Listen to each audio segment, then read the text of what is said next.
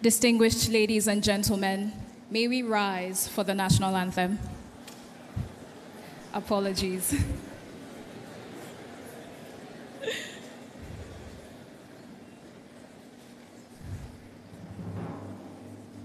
We'll be taking the first and second stanza only.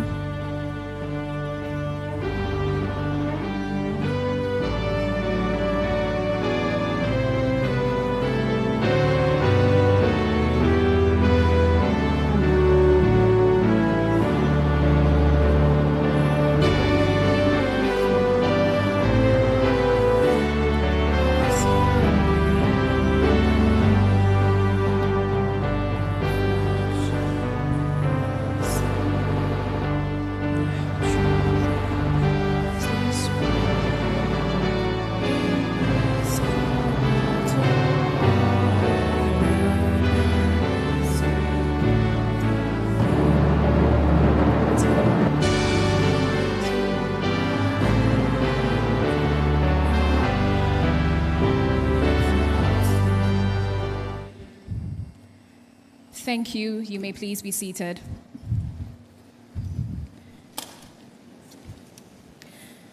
Good morning, Mr. Governor, deans of schools present, esteemed faculty, policymakers, students, captains of the business and finance industry, and our distinguished guests. On behalf of the Central Bank of Nigeria and our gracious host, Lagos Business School, I warmly welcome you to a landmark moment, the inaugural maiden edition of the Central Bank of Nigeria Governor's Annual Lecture Series. A round of applause, please. My name is Oninechi Aderibigbe, and it is my absolute pleasure and honor to compare this event today. The Central Bank of Nigeria recognizes that economic leadership in today's world demands not just technical precision, but also transparency, dialogue, and shared understanding. That is why this initiative brings together academia, policy, and industry to engage in real conversations about the future of Nigeria's economy. And what better partner to launch this with than the Lagos Business School, a hub of critical thinking and future leadership. And this collaboration between Lagos Business School and the Central Bank of Nigeria reflects a shared commitment to knowledge, national growth, and responsible stewardship of our economic future and destiny. As we mark the second anniversary of the governor's leadership at the Central Bank, this lecture series stands as a signature initiative, not just to reflect on the journey so far, but to also set a clear, confident path forward. Let this be the beginning of a tradition where policy meets perspective, where ideas meet action, and where the Central Bank of Nigeria continues to lead, to listen, and to learn alongside the people it serves. Welcome once again, and let the dialogue begin. I'd like to kindly ask that we put a round of applause together for yourselves, first of all, for the Central Bank of Nigeria, and of course for Lagos Business School. Would like to also recognize the various academic institutions in our midst today. So if you hear your institution, it would be lovely, and I'm speaking to the students now and faculty present, it would be lovely to represent your institution with a round of applause and a cheer, if you may. Would like to recognize the University of Lagos. Absolutely. Would like to also recognize Lagos State University. Would like to recognize Yaba College of Technology, who have just recently been renamed. And of course, coming to the home turf, would like to recognize our hosts, Lagos Business School and Pan Atlantic University, of which I am a proud alumna. Without further ado, would like to give you the official welcome address, the Dean of Lagos Business School, Pan Atlantic University, Professor Olayinka David West. Thank you very much.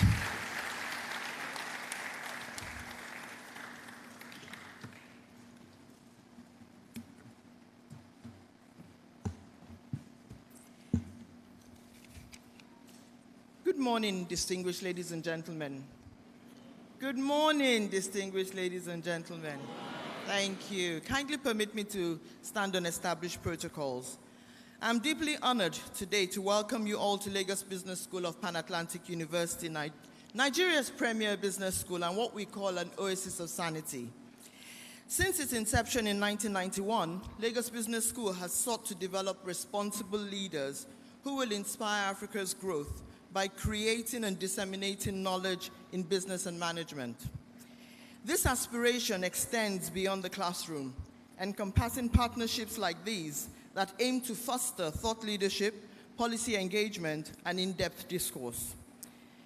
At LBS, this stage has served as a platform to inform, educate, and engage, where, for example, newly appointed professors present their academic work to the public. Another advantage of this platform is that it fosters engagement between town and gown, bridging the nexus between academia, the public and private sectors, and civil society. It is in this light that this stage has hosted business, government, and diplomatic leaders, such as David Cameron, the former British Prime Minister, Richard Mills, the US Ambassador to Nigeria, Ngozi Okonjo-Iweala, the WTO Director General, and Wole Adeyemo, the Deputy Secretary of the US Department of Treasury. And now, our own very Mr. Olayemi Cardoso at the maiden edition of the CBN Governor's Lecture Series. Mr. Governor,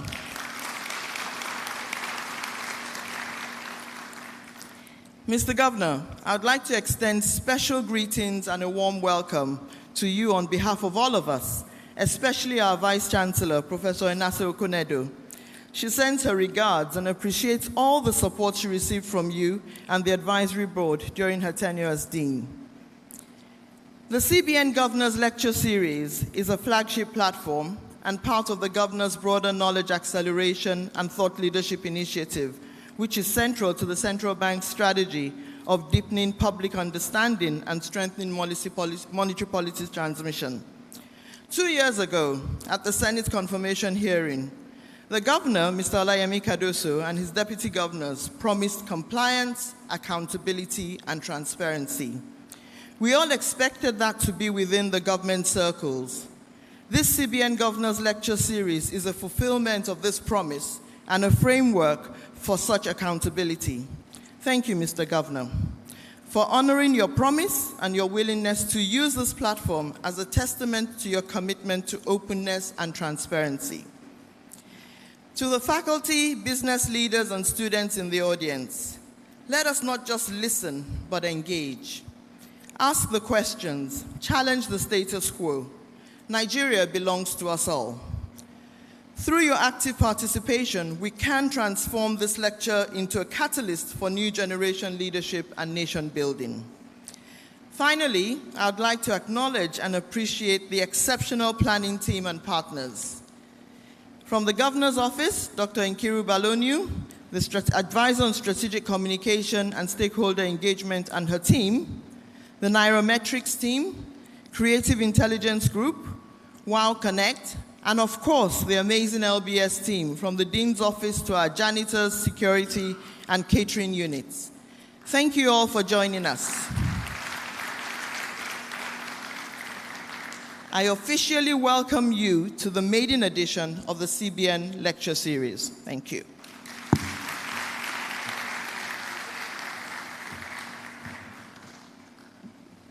Thank you very much, Professor Olayinka David West, the Dean, Lagos Business School, Pan Atlantic University. If I could please ask that you indulge me and give her another round of applause as she takes her seat. Thank you very much.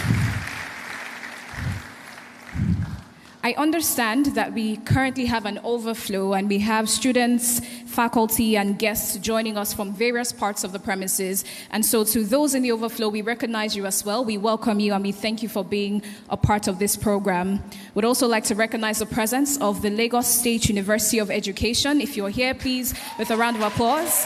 Thank you very much. We move on now to setting the context and to do justice to this next agenda. Please, with another round of applause, which I'd be requesting quite often from you today, please welcome Mr. Mohammed Zayed from the Central Bank of Nigeria. Thank you very much.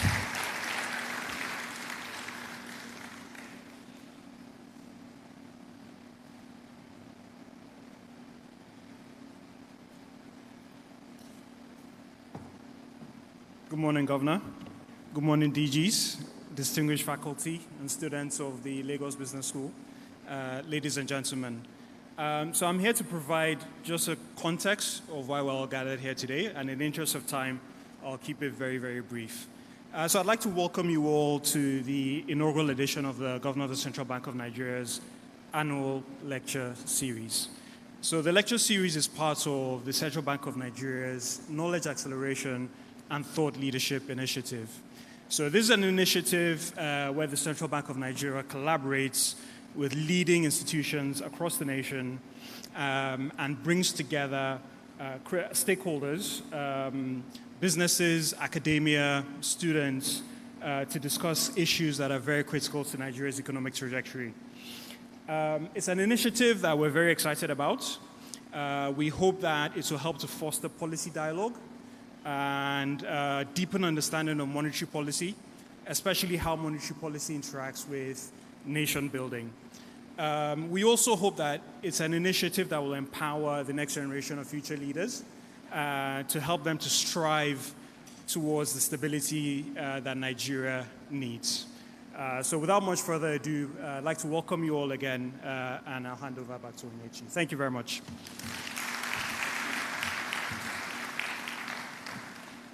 And thank you, Mr. Mohammed Zayed. We'll be moving on now to one of the highlights of today's discourse. And to introduce our keynote speaker, I'd like to welcome the Dean, School of Management and Social Science at Pan Atlantic University, Professor Shola Oni. Please, with a round of applause, let's welcome her as she introduces and welcomes our keynote speaker for today. Let's keep the round of applause going until she gets here, please. Thank you very much. 1 second, please.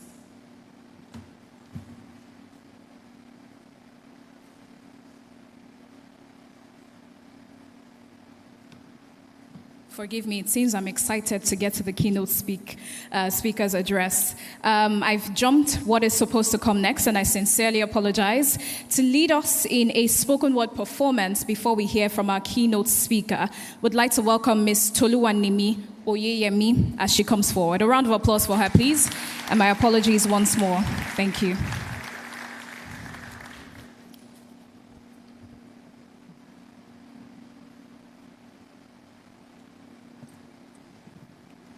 Good morning, everyone.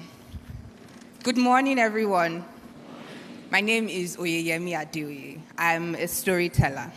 Now, before I continue, with a show of hands, please mention or state if you have ever entered a yellow bus in Lagos. Anybody? Ah, fantastic. I have my audience. So I'll be taking us through a short journey. It's not a poem, it's more of a story, but I'll require your imagination. It's a little bit of attention, right? Now, imagine that you are a young Nigerian who is working a 9 to 5 and living in Lagos. That's all. Are we ready? Let's go. It's dark, and the skies are having a good cry. You're about to join in after seeing the traffic that has built up in the blink of an eye. You're partially drenched, about to pop an umbrella that is disgracefully bent. You're lucky. You found a bus after standing half an hour at the bus stop. But before you enter, you stop. In 5 seconds, you scan and profile the bus, its driver, and conductor. Your assessment will determine if they are potential abductors. Did you see a no pain, no gain plastered on the bus? Or poor quality stickers of a popular musician? Did the conductor scream in your ears that he does not have change or wale pelu change? Or are they collecting twice the fare because of the combo deal of rain and traffic? If yes, then you're in good hands. You almost lose your spot based on your assessment, and you end up in the makeshift seats close to the door. You know, coming next is the body of the conductor, whom you have to share a non-existent space with.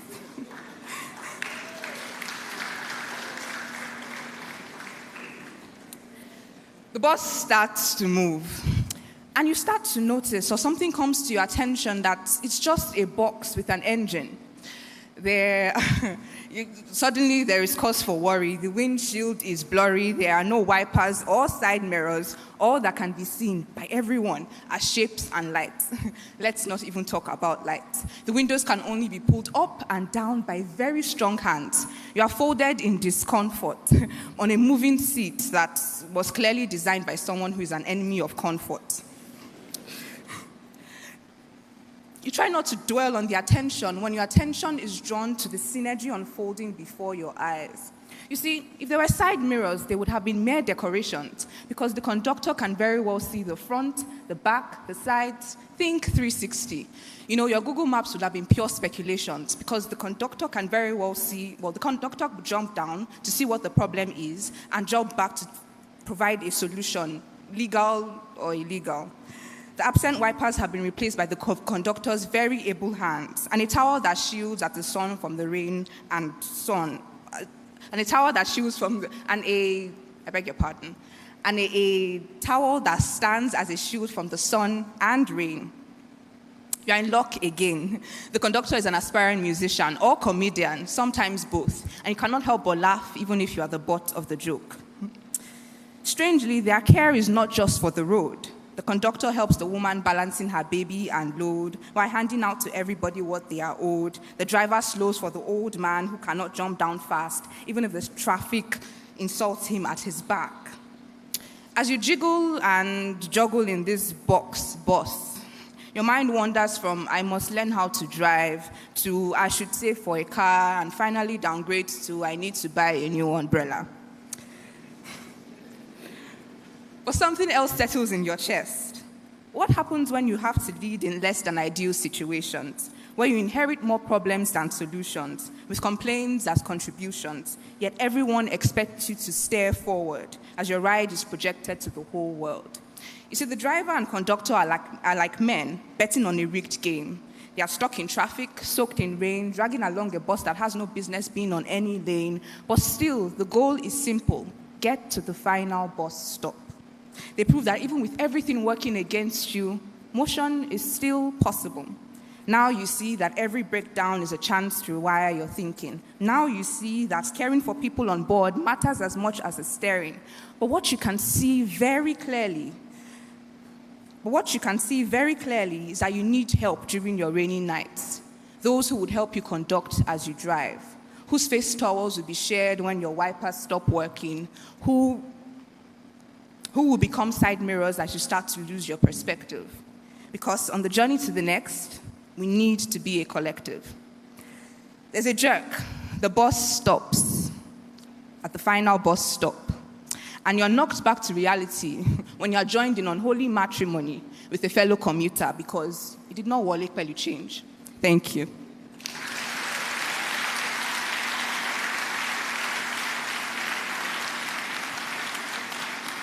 A very wonderful performance indeed, and I think that one of the things that drive it home is that a lot of us, if not all of us in this room, can definitely relate to that story, some even on their way here today. Thank you very much, Ms. Toluwanimi Oyeyemi. Please, another round of applause for her. Thank you very much.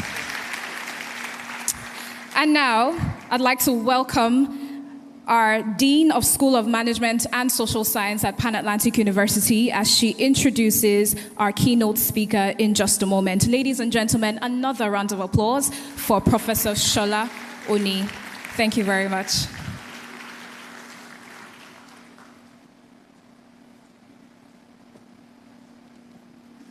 Good morning, distinguished guests, ladies and gentlemen.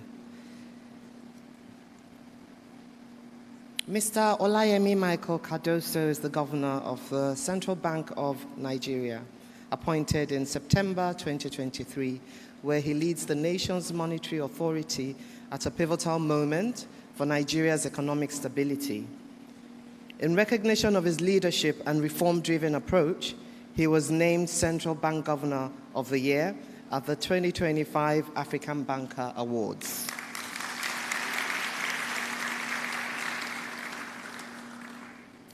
A seasoned leader, public policy expert, and financial sector professional, Mr. Governor brings over 4 decades of experience spanning banking, development economics, and governance. He previously served as the first Commissioner for Economic Planning and Budget for Lagos State, where he pioneered far-reaching reforms that institutionalized evidence-based policy making and fiscal discipline, helping to position Lagos as one of Africa's most dynamic economies. In the private sector, Mr. Governor has held senior leadership positions across the financial services industry, including as chairman of Citibank Nigeria. He also served on the boards of several leading corporations and non-profit organizations, contributing his expertise in finance, corporate governance, and sustainable development.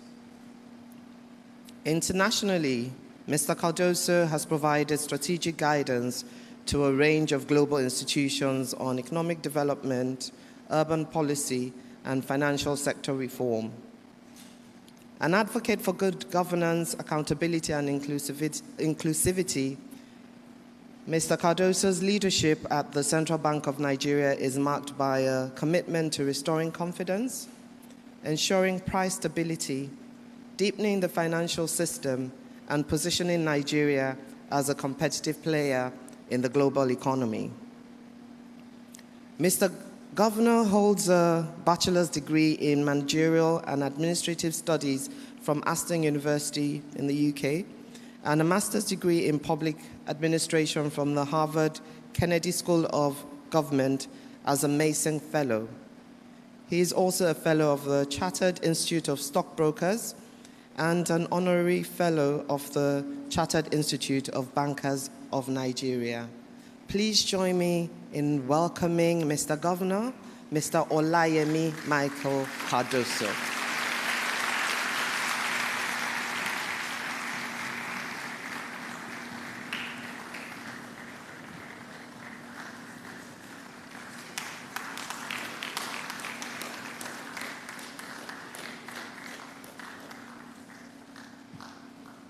Please sit down, please. Thank you.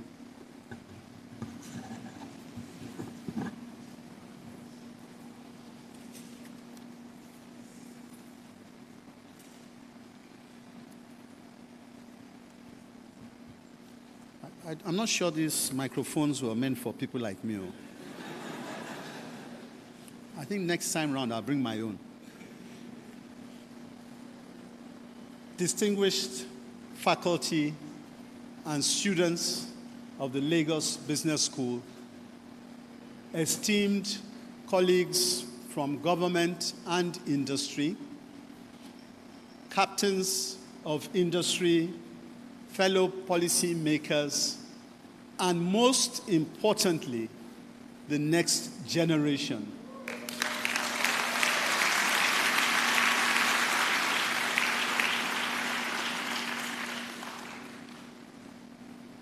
Good morning. Let me begin by commending Lagos Business School for hosting us on this special occasion.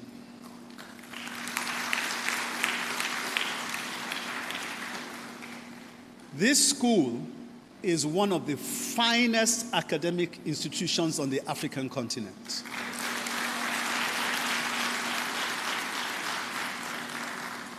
And I feel a deep personal connection having once served on its board.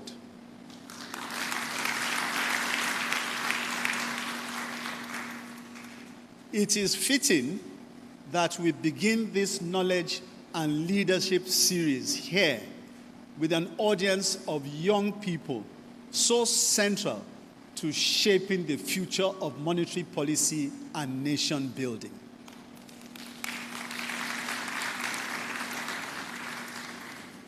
Today marks the first edition of the Central Bank of Nigeria Governor's Lecture, part of our new knowledge acceleration and thought leadership series.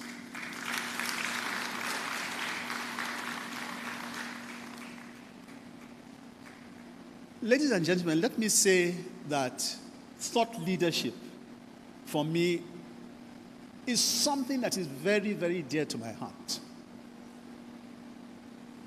We have amongst the best that the world has to offer.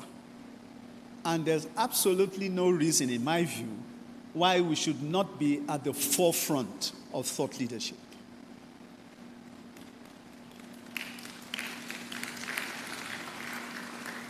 This platform is a deliberate effort to bridge policy and practice and to nurture a culture of informed, value-driven leadership. It is also the first of what we hope will become a series of engagements with institutions of higher learning across Nigeria. I understand that several universities are represented here today, and I've met a number of the students. Very impressive.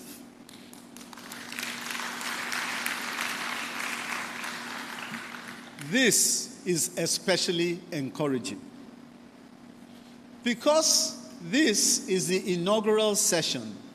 I thought it best to share just a few brief reflections to set the tone and then, more importantly, to engage directly with you in conversation. The aim is not only to communicate what we do at the central bank, but also to deepen national debate on the choices and responsibilities that shape Nigeria's future. This dialogue assumes particular salience precisely because of the demographic constituency in this room. As of mid-2025, more than half of Nigeria's population fall below the age of 30, with a national median age of 18 years. Such demographic indices situate Nigeria not only amongst the youngest polities globally, but also amongst those most richly endowed with prospective human capital. In this sense, you, the emergent cohort of scholars, professionals, and civic actors, are not simply interlocutors in this exchange. You constitute its very epistemic and developmental subject. Why does next generation leadership matter so much for monetary policy? Because monetary policy is not just about rates or inflation targets. It is about trust, stability, and the collective confidence of millions of economic actors who make decisions every day. Strong institutions, resilient economies, and sustained prosperity are all anchored on the strength of leaders who can set a vision, make tough decisions, and build credibility. For central banking, leadership means being disciplined enough to protect price stability while staying agile enough to adapt to shocks and forward-looking enough to anticipate change. When I assumed office as governor in 2023, Nigeria's economy faced formidable headwinds. Inflation was spiraling, external reserves were strained, investor confidence was shaken, and nearly every macroeconomic indicator was under pressure. It was a moment that demanded not just technical skill, but leadership rooted in courage, credibility, and accountability. We had to act decisively to rein in inflation. We tightened policy aggressively, raising rates by more than 800 basis points and strengthening liquidity management. We restored orthodoxy by halting central bank financing of government beyond statutory limits and re-anchoring monetary policy on its core mandate. On foreign exchange, we introduced a willing buyer, willing seller framework, unified exchange rate windows, and cleared the backlog of verifiable foreign exchange commitments, restoring market confidence. We strengthened reserves, now standing above 42 billion US, and created new channels for diaspora remittances and investments, including the non-resident BVN platform, which allows Nigerians abroad to open accounts seamlessly from anywhere in the world.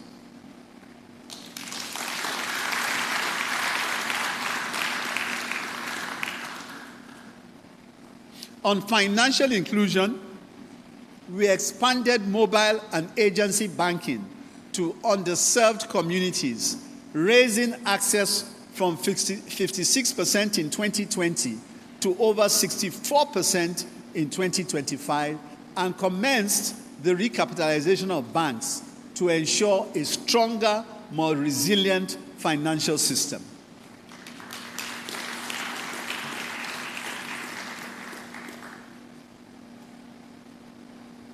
At the same time, the macroeconomic landscape reveals that Nigeria is navigating a delicate but discernible turning point.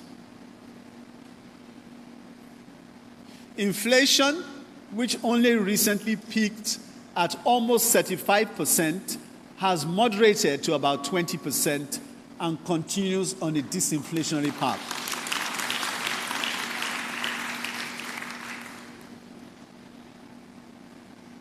Real GDP expanded by 4.2% in the second quarter, signaling the reemergence of growth momentum.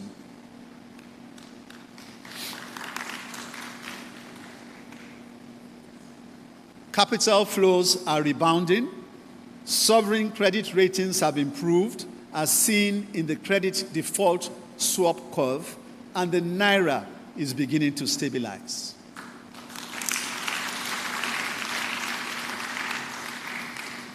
I must say that normally when I give a speech and mention how the Naira is beginning to stabilize, the applause I get is much louder than this one.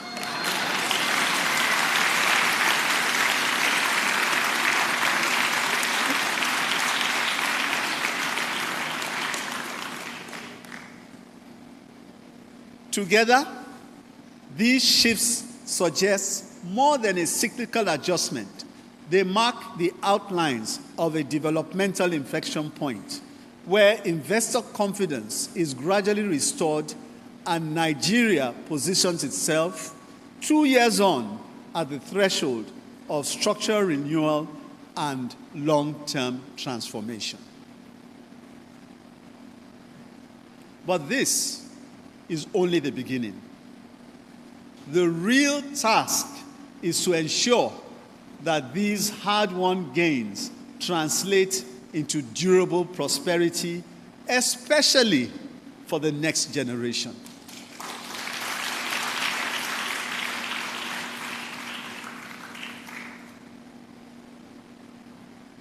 And this is where leadership becomes critical. Rather than speaking in abstracts, let me share a few lessons from my own journey, beginning as a young trainee at Citibank overseas, then later serving as the Pioneer Commissioner for Economic Planning in Lagos State, and then returning to lead as Chairman of Citibank Nigeria, mentoring graduate students worldwide as a board member of the Harvard Kennedy School Global Alumni, and now serving as governor of the Central Bank of Nigeria.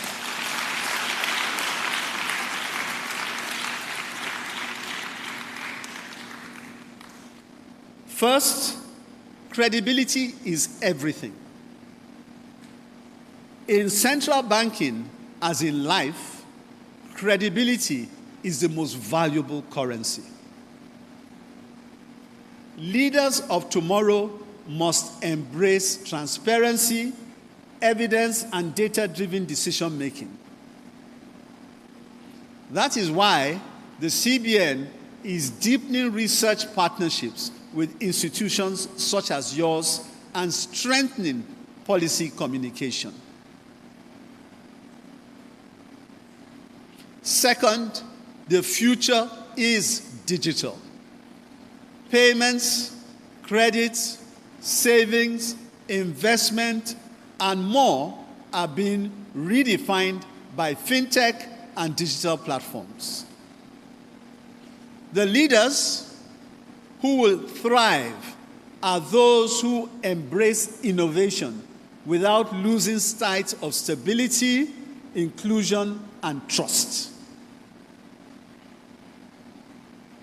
At the central bank, our regulatory sandbox and digital payment frameworks are part of preparing Nigeria for its digital financial future. Third, leadership in monetary policy cannot be divorced from nation building. Price stability is essential, but in a country as young as Nigeria, it must go hand in hand with inclusion and economic diversification. Our task is to foster a stable macroeconomic environment where productivity thrives and opportunity flourishes. Finally, thought leadership requires dialogue. That is why we have launched this lecture series. It is not just about central bankers speaking to students. It is about building a community of inquiry, co-creating ideas, and passing knowledge across generations. Today's undergraduates and graduates will be tomorrow's ministers, entrepreneurs, innovators, and central bankers. You must prepare now, not only to inherit leadership, but to transform it. As I conclude, let me share a personal reflection from just 2 days ago, our Independence Day, when Nigeria marked 65 years of nationhood.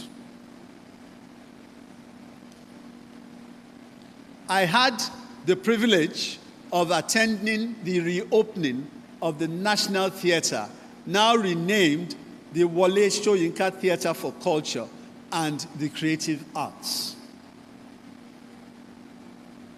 For decades, that theater had fallen into disuse, but the Central Bank of Nigeria and the Bankers Committee, working with the Lagos State government and the Ministry of Art, Culture, and the Creative Economy, restored it to life.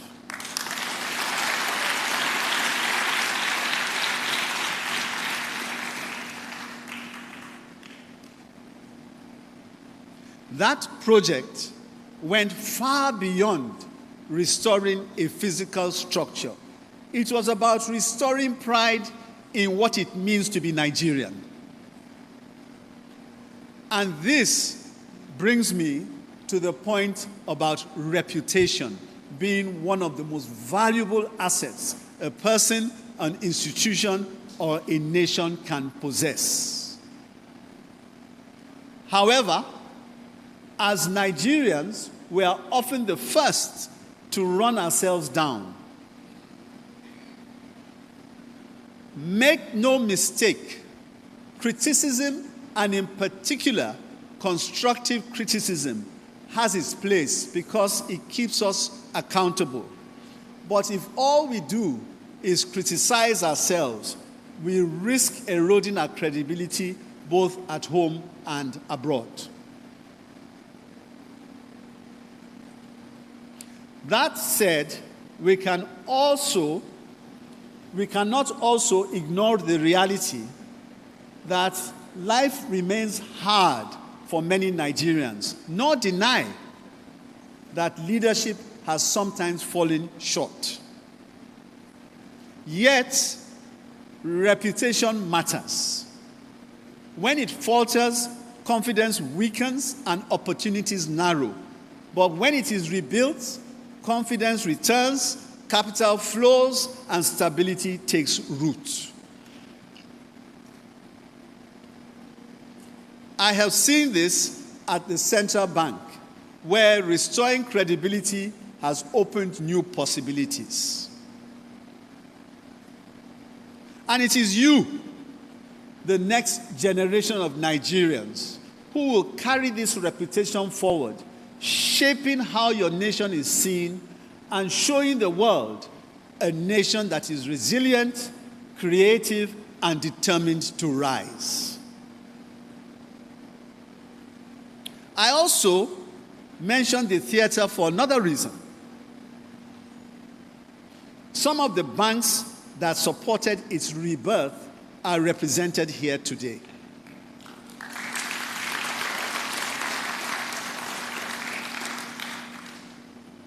And the president himself was clear. His insistence on reviving the theater was rooted in that belief.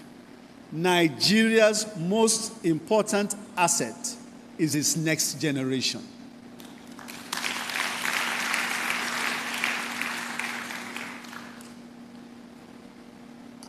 And so, I say this directly to you, the young people here. I know these are defining times to be young.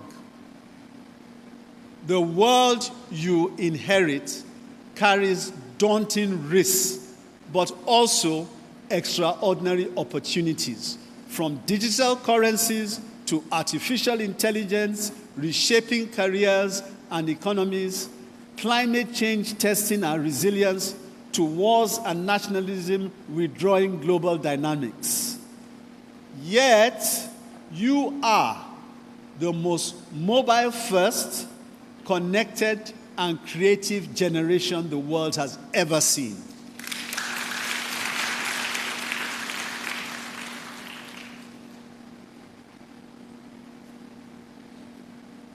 The genius of this moment is that it is both testing and inspiring. Perseverance, though it may sound cliché, is your greatest ally. Stay the course. Lean into these challenges with creativity and courage, because history shows that disruption often creates the conditions for the most transformative breakthroughs.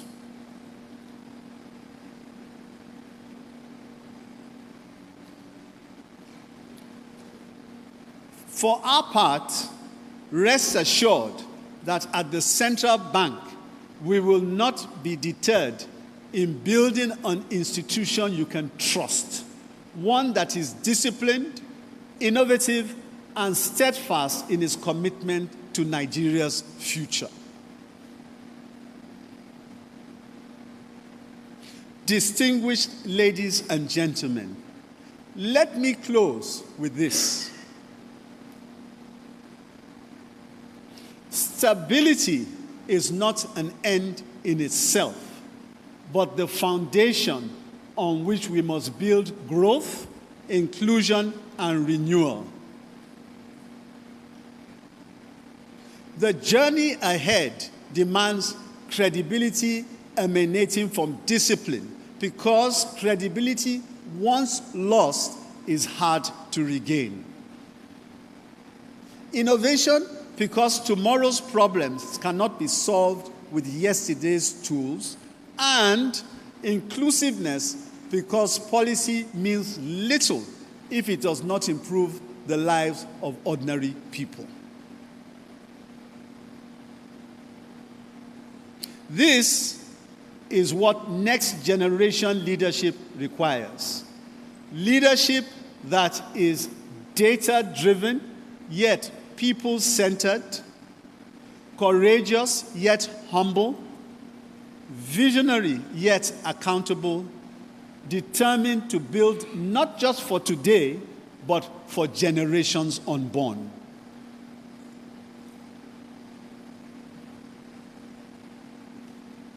Nigeria's story is still being written, and it is you, the next generation, whether here at Lagos Business School or from other institutions represented today, who will hold the pen, or should I say, the digital device. Thank you, and God bless you all.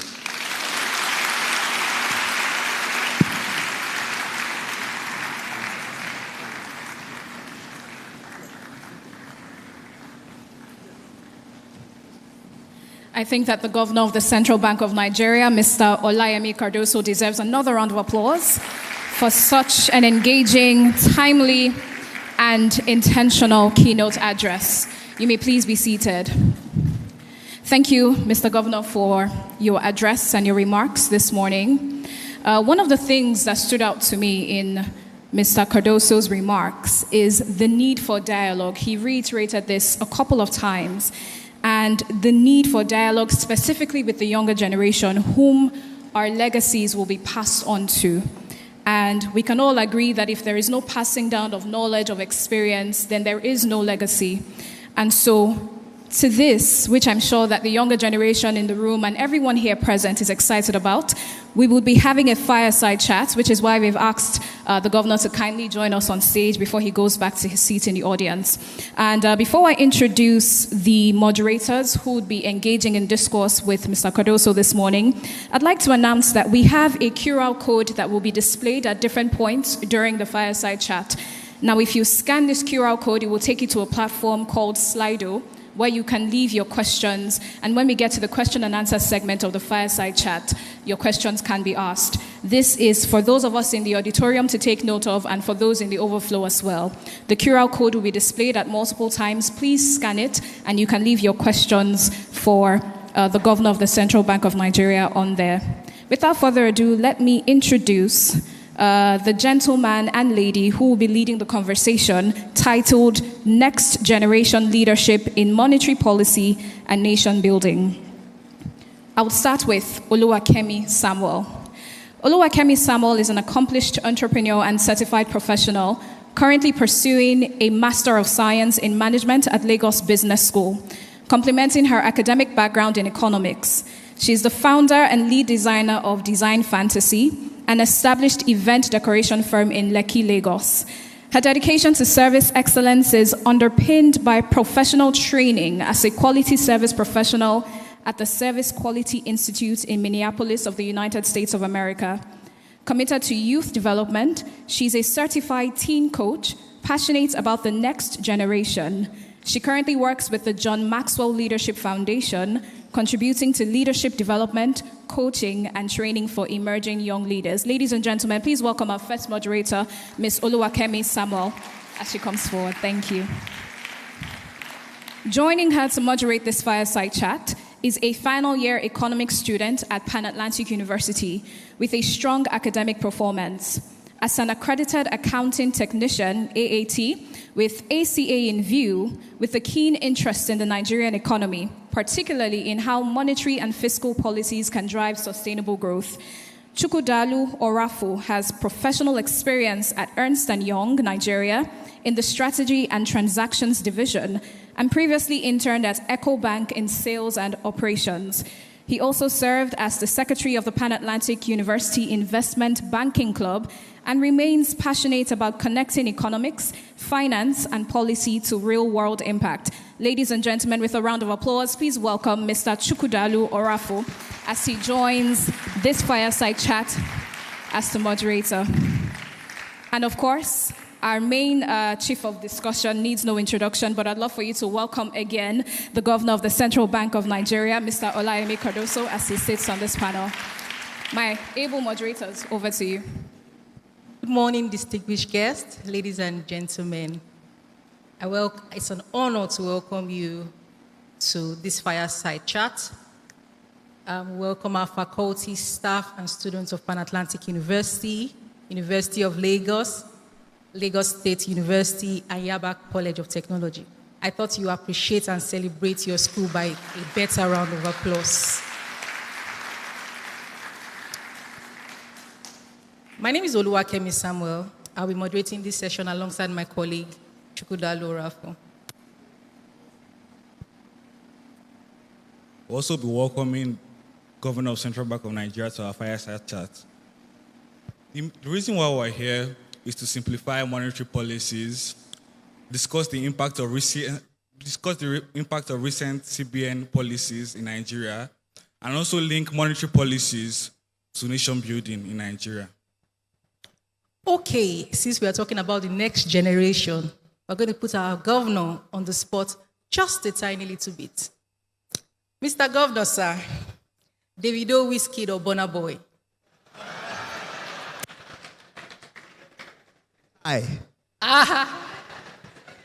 Okay, my second question. That's how elders try to trick us with wisdom. He said it's a tie. We'll take that. Okay, our second question will be, if monetary policy was a song, what song would that be? I love monetary policy. That's Mr. Governor's next album. Thank you very much, sir. Mr. Governor, I have two more questions for you. What's the difference between a Nepo baby and a Lapo baby?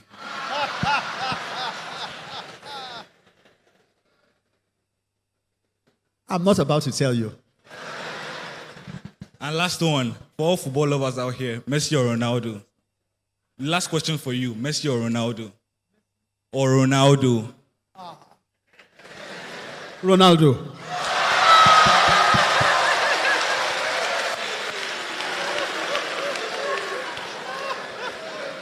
Mr. Governor, you just gave Ronaldo's fans a lot of edge over us. Thank you very much for answering those questions. You're welcome once again to this fireside chat. Now to start. Many students view CBN as a complex institution. Unlike me and Chukwudalu here, who studied the best course in the world, you can guess. Say that again. Economics. Thank you. So we have students in Nigerian institutions like mass comm, engineering, that might not understand what CBN as an institution is. For us, we studied it like everywhere, every day. So could you please break down the primary tools the CBN is currently using? Oh, pardon me, sorry. How does the CBN's decision to adjust the monetary policy rates directly impact everyone's daily life, like from the cost of the plate of food to future job prospects? Thank you very much. Now, let me first say that the work of the central bank on the outside may appear very complex, but it really is not. And that is why, contrary to what you may think, you'll find that there are people who work in the central bank who have multidisciplinary skills. They're not all economists. They're not all finance people. There are people who have started off with disciplines that may not be seen as relevant. But they come in, they have what it takes to build a career, and they are given the exposure and the training to make that accelerated move up the curve. Okay, and they do very well. They do extremely well. So I just thought it was important to put that out first and foremost, that this, though it may appear complex, I don't want anybody to be dissuaded into thinking that it is such a complex institution that you may not have the skills and you young ones may not want to apply. You should. Don't feel intimidated by it at all. So that's number one. As I said, it's in very simple terms. It is not, there's nothing complex about it with respect to our overarching objectives with monetary policy rates, which you are asking about. It is basically, put in very simple terms, it's an attempt to influence the decisions of operators within an economy. It's an attempt to influence that. And there are different ways of doing it. Okay. One of the major ways that the central bank deploys, okay, is what you've referred to, the policy rates. And in a situation where we believe that there's excessive demand, okay, you can increase rates. That way, there's more of an inclination for people to want to save, and that dampens demand. And conversely, on the other way around, you can also encourage those who are saving to start to spend when interest rates go down. Okay. Now, having said that, of course, it's a very delicate balance. It's a very delicate balance because if you don't get that balance right, the outcome could be negative in terms of productivity and in terms of stability. So it's critical that we use that tool, in addition to other variables, to ensure that at all points in time, we're able to manage excesses within the economy and keep out distortions. All right. Thanks for your answer. All right, Governor, you mentioned price stability as the core mandate. I've also seen inflation as the key topic of discussion. Please, what are the primary tools CBN uses to curb inflation? How can we measure the success in the eyes of an average Nigerian? Well, this is a very good question.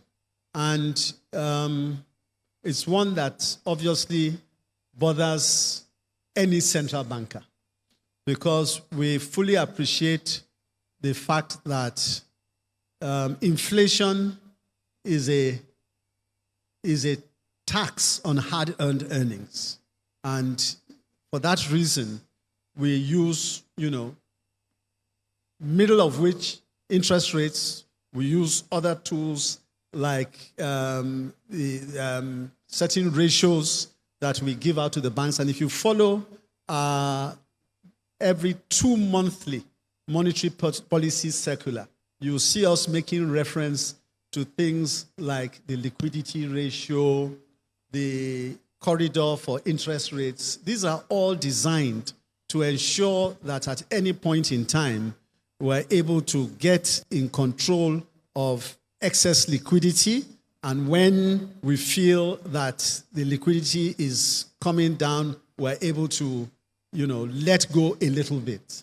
For example, you'll find that in the last Monetary Policy Committee meeting, after 5 years, really, about 5 years, interest rates, MPR was brought down by about 0.5%, And that, again, sends a signal as to where we see the financial markets moving. Having said that, it's also important to say that in terms of how do we judge, because this is a question you're asking, how do we know and feel comfortable that we are succeeding? That's a very important point. And the answer to that, as far as I can see, is that we cannot but continue on a path which takes down inflation down to single digits. It won't happen overnight, but it will be a mistake for us to think that, it's easing, therefore we can go to sleep. No, we will not do that. Okay. The idea is to ensure that in the medium term, we achieve single-digit interest rates. Single-digit inflation, I beg your pardon. Before we proceed, a quick reminder, QR code showing on your screen. If you have questions for the governor, we'll only be taking questions from generated from this QR queue. So, Mr. Governor, reflecting on your 2 years in office, one of the major reforms has been the unified market exchange rate system. Could you walk us through your philosophy behind that and any unforeseen challenges you have faced and the expected outcome of that policy? Yes. Well, this obviously is a question that is dear to everybody's heart. You know, foreign exchange market is dear to everybody's heart. No question about it. Now, if you recall, at one point in time, the foreign exchange market was one where there were multiple windows and where some people had access to foreign exchange at a particular rate, while most others didn't. And there was a need to close that gap and ensure that everybody had access to these rates at the same price. Today, happily, I think the records speak for themselves. And the journey was quite a long and tortuous one. But I think we're at the stage now where, again, it was something I said when I took office. I said that by the time I leave the central bank, you won't have to know anybody to get your business done. And I was particularly referring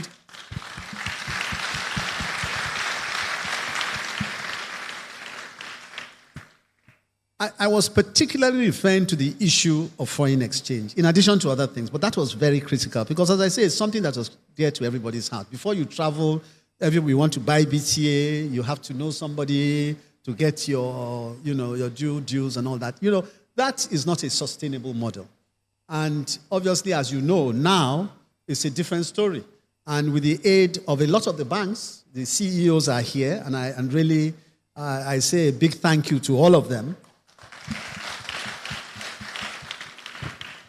Now you can, and I think it's most of them anyway, you can use your Naira debit card when you travel outside, unlike before, where it was really pie in the sky. So I think this is definitely a step in the right direction. It's transformative. It's not something that I would say is a flash in the pan. It isn't. It is here to stay, and you can be sure that going forward you will continue to see this kind of initiatives which will encourage foreign exchange inflows into the economy. Thank you, sir. Still talking about foreign exchange. During your keynote address, you mentioned that the CBN focused on clearing forex backlog and improving market transparency. You just mentioned things you want us that in the future people can run their businesses without knowing anybody. Now, for business leaders in our audience, what specific measures has the CBN in place to ensure transparency is not just a promise, but a sustainable practice? And you also mentioned being in a digital world. The digital world. Yes, sir. So how has the CBN been using, or what does the CBN to use to improve technology in its operations to make them more open and accountable to the public? Well, this is so many questions in one, but let me try and... the issue of clearing the backlog. You know, in my speech, I was talking about credibility. And that is at the heart of any central bank. If you don't have credibility, people do not trust you and they do not invest in you. When I took office, I made a promise. We would clear the backlog, the verifiable backlog of monies that were owed by Nigeria to third parties. And it was at the time estimated at over $7 billion US. And to be honest with you, I had no idea how I was going to do it. But I just felt it was not something to be negotiated. We needed to ensure that we protected and we maintained our integrity. How we would do that, we would have to sort it out. And as we began to understand the issues better, we got a forensic audit, which was done, and Based on those recommendations, we paid the backlog of foreign exchange transactions and thereby made a huge sacrifice. And why do I say it's a huge sacrifice? I will tell you why. Because some people could have argued that why pay it? It didn't take place when you came there. And who knows, why not, put existing obligations first and worry about that later. But I said, no, we cannot afford to do that. We're a going concern, and if we expect people to continue to trust and invest in our economy, you've got to keep your promises. I have no idea in my mind, by the way, that particular action contributed in no small way, and it may not appear to many as such, but it contributed in no small way to the rise in foreign exchange reserves that we have been able to accomplish.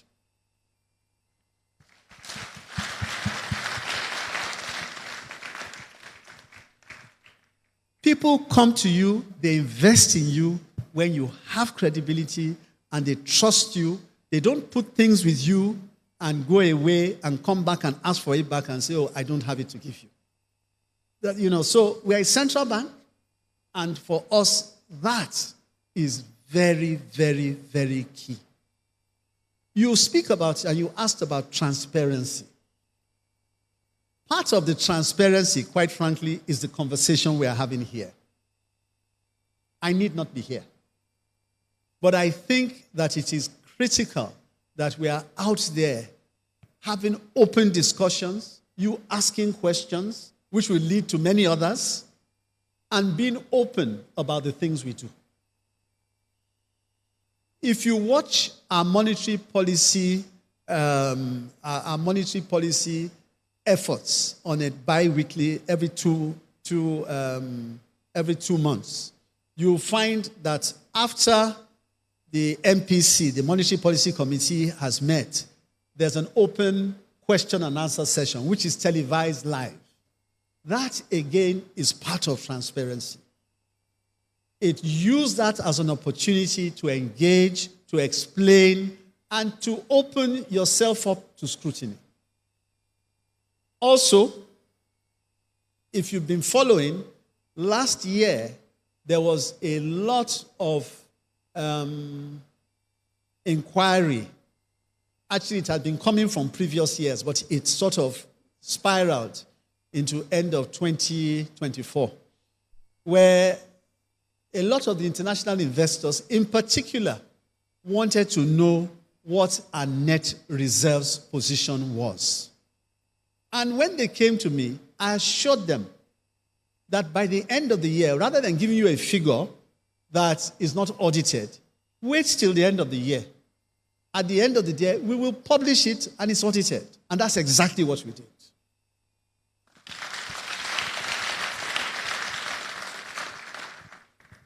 Contrary to the skeptics, many thought it wouldn't happen. We gave a drop-dead date of 31st, I think it was either December or January, maybe January, I think, because of the audit. And we published it, and people were very surprised. The international investors were very surprised we did it. But again, it gave a lot of confidence in the central bank. Also, with the publishing of our financial statements. For years, the financial statements of the central bank had not been published. And we have gone ahead to publish it. It's on our website, and you're all invited to come and have a look when you want to.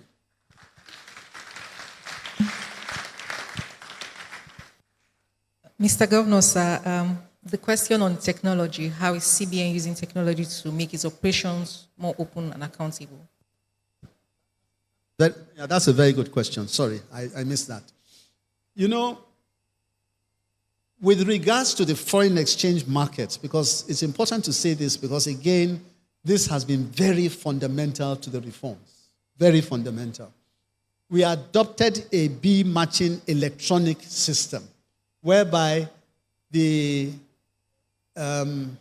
goings on in the market are open and very transparent. In other words, people can have access and see what rates are being paid and see what is actually going on in that market. We felt this was very, very important because in previous systems, you had a situation where some had access to some information, others didn't.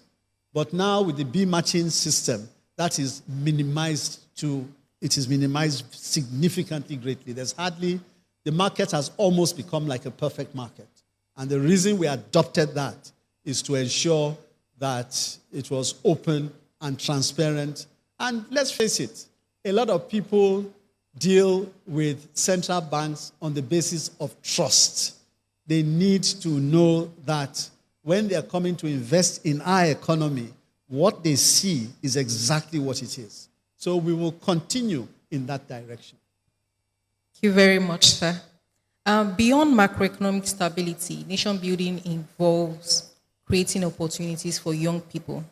In particular, areas like financial inclusion and support for small and medium-scale businesses.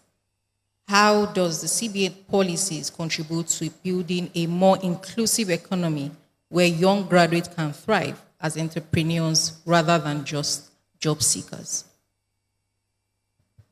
Well, again, I think that there's something that I want to emphasize, and I know many of you here, practically all of you, would have been hearing about this before. But you will hear it now, and you will hear it from me going into the future, certainly into the short term. And that is stability. Stability. The Central Bank of Nigeria has been able to accomplish stability.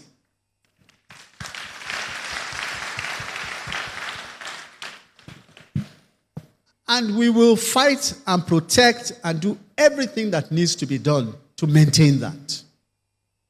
Because without stability, the things you are asking about can't happen. They can't happen. You can wish them to, but the serious investors will run away. Now, you are seeing more and more interest in Nigerian economy because of how people, investors, now perceive stability in the economy. Nobody wants to lose money.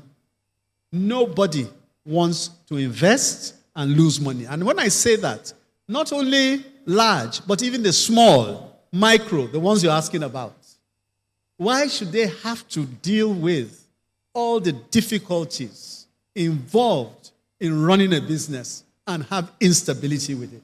Why? No reason. And that is our job.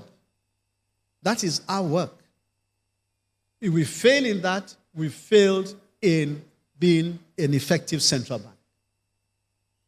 So the answer to your question is that we will protect the stability that we have been able to accomplish and make sure that the growth that is desired, which will come from stability, will now kick in. And in actual fact, it has started to, because if you look at the results from the last quarter, you will see that growth has gone up quite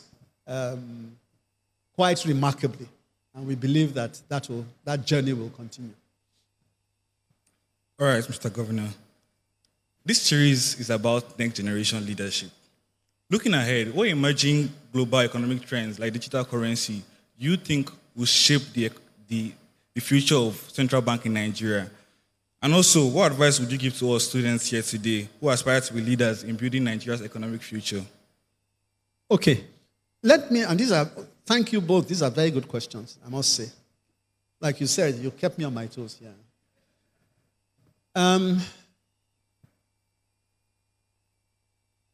Two questions in one, but let me answer the first one. The future. Digitization and AI,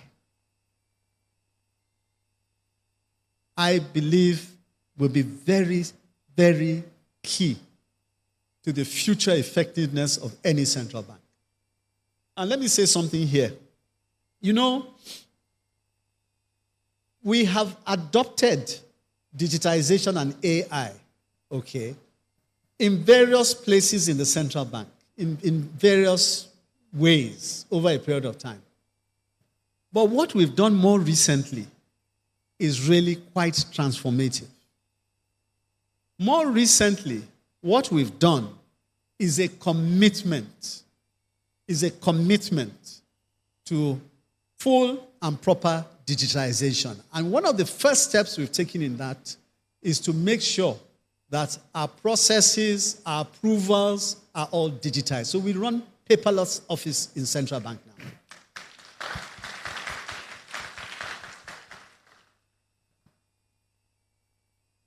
Also, AI was used in some places. But what we've now done, because we believe very strongly that the tone has got to be set from the top. Recently, the Central Bank of Nigeria held a board of directors held a retreat. They held a retreat. And the topic of that retreat was digitization and AI. Because for us, that's the future. And expecting others to do it when you are not, it is going to suboptimize. So for us, it was key that that zone is set from the top. We see the future in terms of digitization and AI, and we embrace it fully. Now, for those of you, which was the second question about the young ones and the future. Honestly, for me, I think something I've made mention of in my speech, and that is that you must do everything.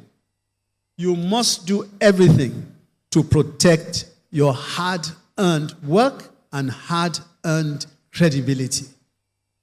This is not something for you to take lightly. Don't think that the CBN governor just came here and said some nice fancy words and went away. No. It will take you very, very, very far. In fact, as far as I'm concerned, without it, you will not get to what all those of you in this room aspire to be. And also, you must stay the course. Don't get discouraged, because it is very easy to get discouraged. Don't be. It is like what Nigeria has been going through. And what I told you about monetary policy. A lot of the greatest challenges for us is to stay the course. It's not easy. It's easier to say it than to actually implement it, because the headwinds come from places you least expect. But you have to have the courage, the determination, and the strength of character to stay the course. That is it.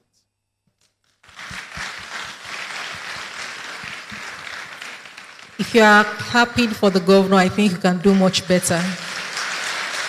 Those were powerful insights, I must say. Thank you, sir. Quickly, we'll be going straight to our curated question and answers. If you haven't sent yours yet, I think we'll be taking just a few.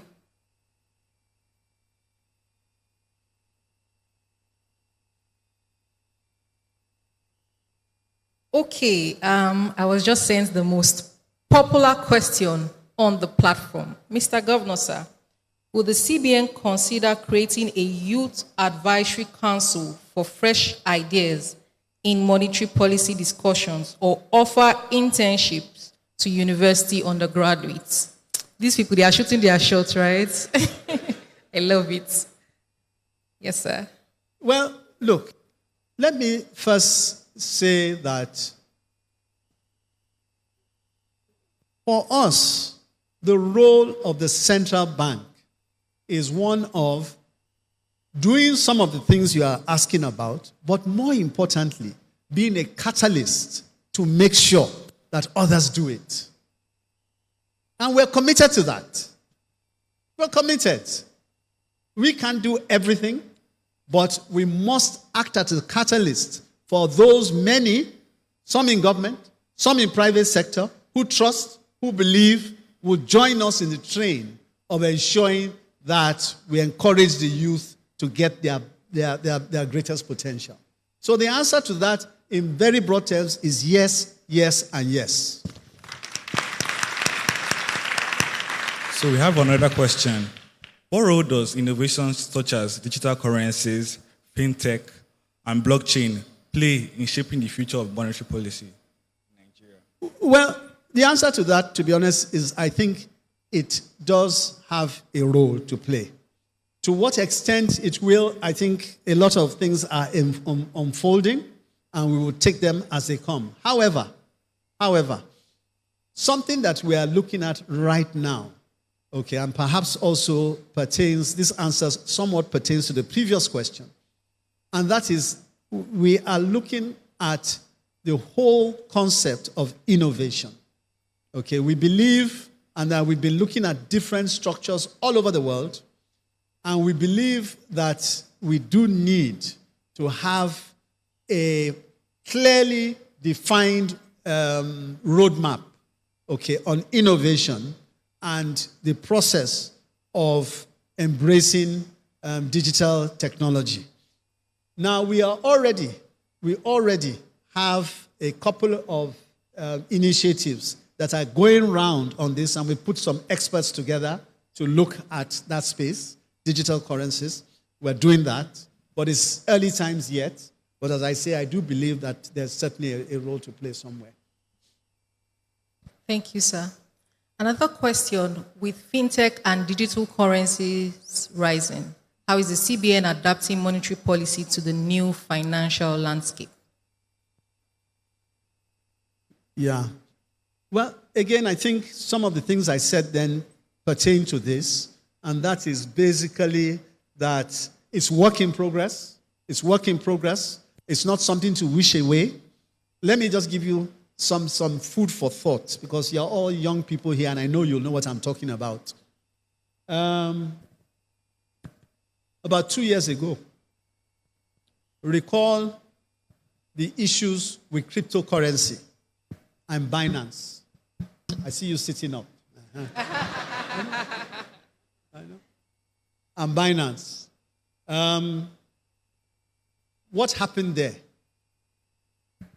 What happened was that suddenly, over a period of time, foreign exchange became very difficult to get. As a result of which, many people, and I don't want to say youngsters, many people turned to crypto. Okay? And a whole architecture, started to evolve there, which in many respects was somehow the regulators left it alone, and people believed that perhaps it didn't exist. Until, of course, certain things happened, and then it became clearer that there was certainly a market there, and that there was a need to understand that market better. We were regarded as having, I don't know how true it is, but some of the statistics that came out put Nigeria as number 2 in terms of cryptocurrency trading. I don't know how true it is, but certainly the volumes of crypto are very large.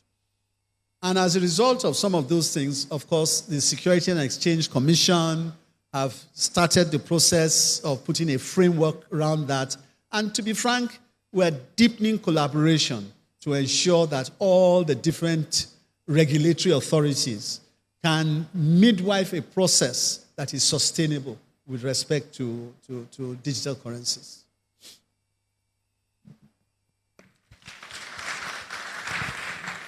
Next question.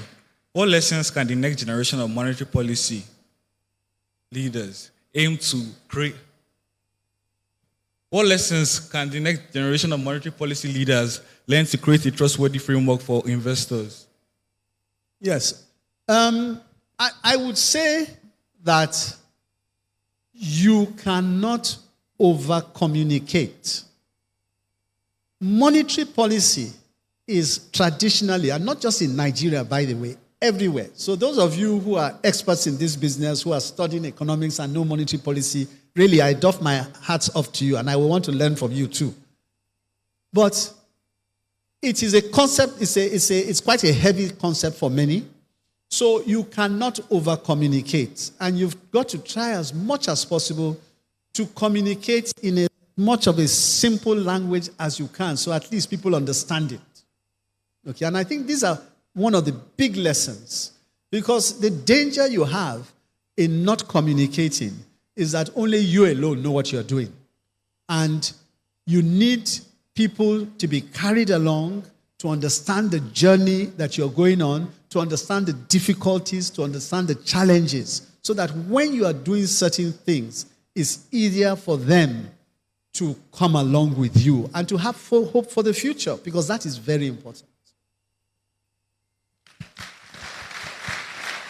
Final question, Mr. Governor. In one word, what does the future of Nigeria's economy look like to you? One word. Okay. Okay, we'll give you a few words. No, I will end it with one word. One. But let me say something. And I want to use this opportunity of this audience here to say this. Look, we've come a long way. 2 years ago, things were very difficult.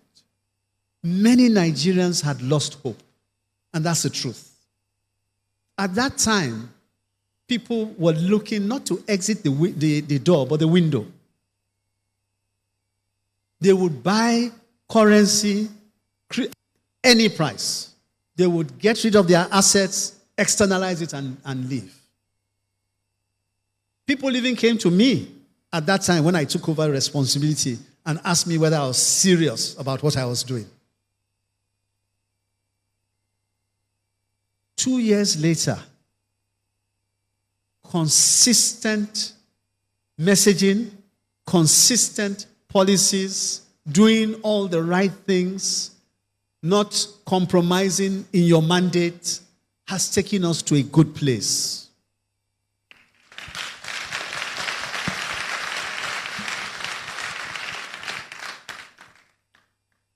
Now, the numbers speak for themselves. Let me not say is this. Go and look at the numbers.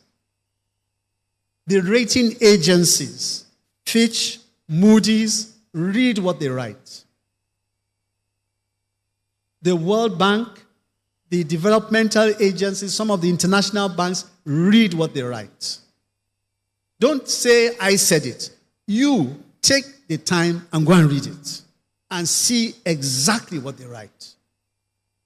We sitting in the central bank, when people come from outside, we are one of the first places they come to.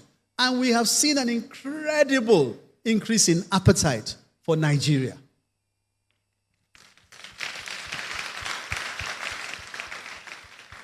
If some of you watch television, well, most of you probably are all on digital devices anyway. But if you watch recently, I think 2-3 days ago, one of the leadership of BlackRock came on a visit to Nigeria, and he had an interview and said, for them, this is the time. And so that is one you saw out in public. We see so many of them in private. So many of them in private who have been on the sideline, were not sure, they've watched, and now 2 years later, they are saying, aha, this is the time to get in. So, in one word, the future for Nigeria is bright.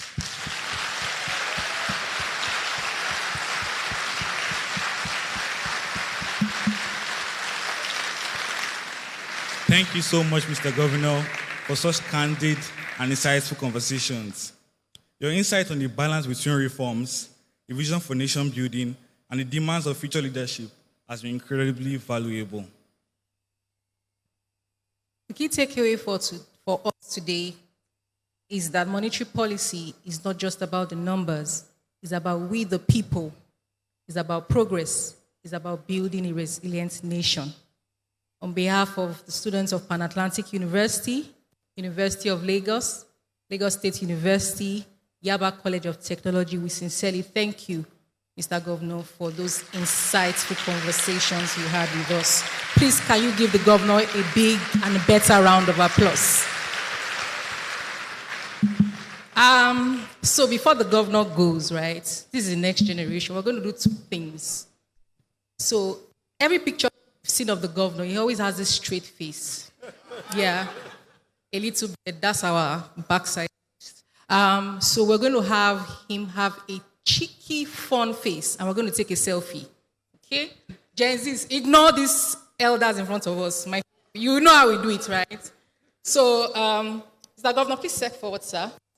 And we're going to bab the audience and take a selfie with the most fun face you've ever given us. So I'm going to come to this side. Are we ready? Okay. I see all his 32 shining. Okay, the second that we're going to shout, I'm the next generation leader. Are we ready? 1, 2, go. I'm the next generation leader. You didn't say it like you meant it. Say it again. I'm the next generation leader. And with that, let's give a good round of applause for our governor. Thank you, sir. Thank you so much. We'd like to kindly ask that we just wait behind, sir. Apologies, for a quick photograph with the moderators, please. Thank you so much. You may please be seated. Another round of applause for our wonderful moderators, the Governor of the Central Bank of Nigeria. Mr. Governor, I'm sure that this is a fireside chat that you will not forget in a long time. I mean, how often do we have panel moderators who are able to, in the middle of heated, thick conversations, make you debate against sports and music and rap? Thank you very much to our moderators. Would like to say a very big thank you to Mr. Governor one more time. Thank you for being very hospitable and for entertaining all of our questions. A round of applause as he goes back to his seat. Thank you very much. And of course, to our moderators who did a fantastic job. Would like to thank Ms. Oluwakemi Samuel and Mr. Chukwudalu Orafu. Thank you very, very much.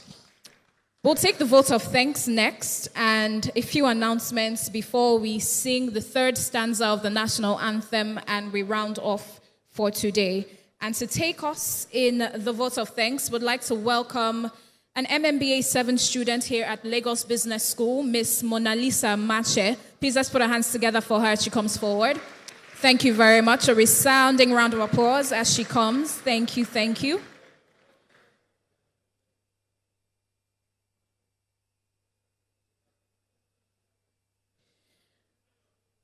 For those who have not accompanied the governor, would like to kindly ask that you please remain on your seats. We have an order in which we'll exit the hall. So please kindly stay in your seats and we'll let you know how to leave and when to leave. Thank you. Once again, another round of applause for Ms. Mona Lisa Mache as she gives us a vote of thanks.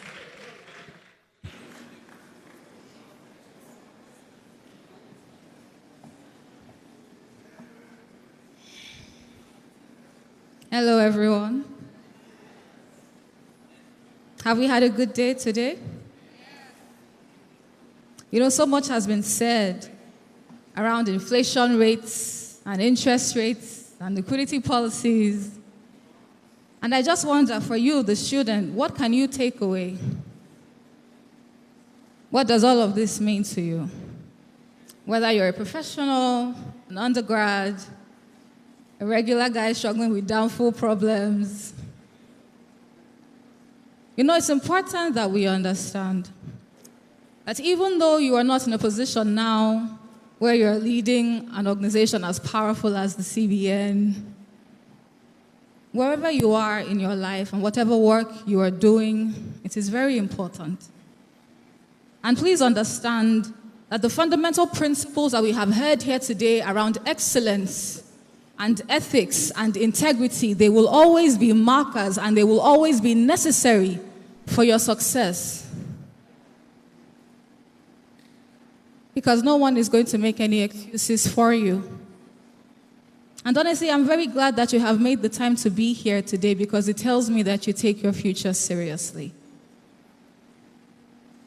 And on that note, I would like to thank our governor in absentia for making the time to be here. He did not have to, but he chose to because he thought that you were worthy. And I'd like to thank the organizers, of this event, everyone who poured in anything, time, money, energy, resources, to put this vision together. We're very grateful. We see you. We honor you. And to everyone who has made the time to be here today. You are indeed, as we have heard, Nigeria's most important asset. And so the choices that you make define not just your future, but the future of this nation. And so I encourage you to take the things that we have learned here today very seriously. I am rooting for you, and I hope to see you one day on big stages like this. Have a great day, everyone. Thank you so much.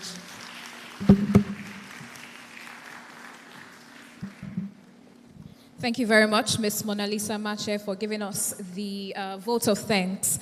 As mentioned, we'll announce very quickly the order in which we'll exit the hall. We'd like to kindly make a few announcements, starting with the fact that our guests are invited to the foyer to enjoy some cocktails after now. So please, if you are one of our guests, don't be in a hurry to leave. Just at the foyer, just outside here, you have some cocktails waiting, some light snacks. We invite you to join us. For our students, you are not left out. We have packed food for you and some packed items. And I will announce the order in which we'll receive them for those of us in the overflow and for those of us in the auditorium at the moment. We'd like to kindly request that guests remain seated and the ushers will direct us in the order in which to leave after we sing the third stanza of the national anthem. A very, very important announcement is that beyond this room, beyond today, we encourage each and every one of us to go ahead and continue these conversations. We are the digital era, so please continue these conversations across all digital platforms, and let's make it known what has been done here today. We'd also like to ask you to kindly watch out for the next edition of the CBN Governor's Annual Lecture Series, taking place in 2026 by the grace of God. Once again, let me announce very quickly that we remain seated for about 5 minutes after the third stanza of the national anthem, so that we have an orderly procession out of the hall. The food packs and the takeaway packs will be shared, starting with the students and the people in the Coca-Cola classroom, and then we'll move on to the GT Bank classroom, the Intercontinental Bank classroom, IMRC, and then for those of us in the auditorium, I'll take that one more time. We'll start with the Coca-Cola classroom, the GT Bank classroom, the Intercontinental Bank classroom, the IMRC, and then we'll come to those of us in the auditorium. My name is Oninichi Aderibebe. It's been my absolute pleasure being your host today. My last request of you is to kindly ask you to rise to your feet as we take the third stanza of our national anthem, and then remain seated after that, and we'll be directed on how to exit the hall. Thank you very much.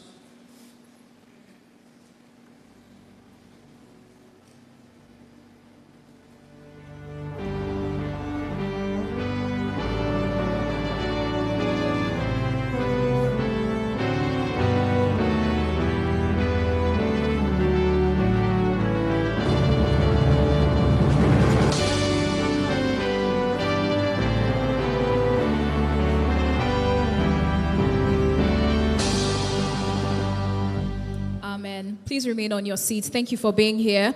And a round of applause for yourselves. Thank you and God bless you. Thank you for being here. Please, just for 5 minutes, my apologies.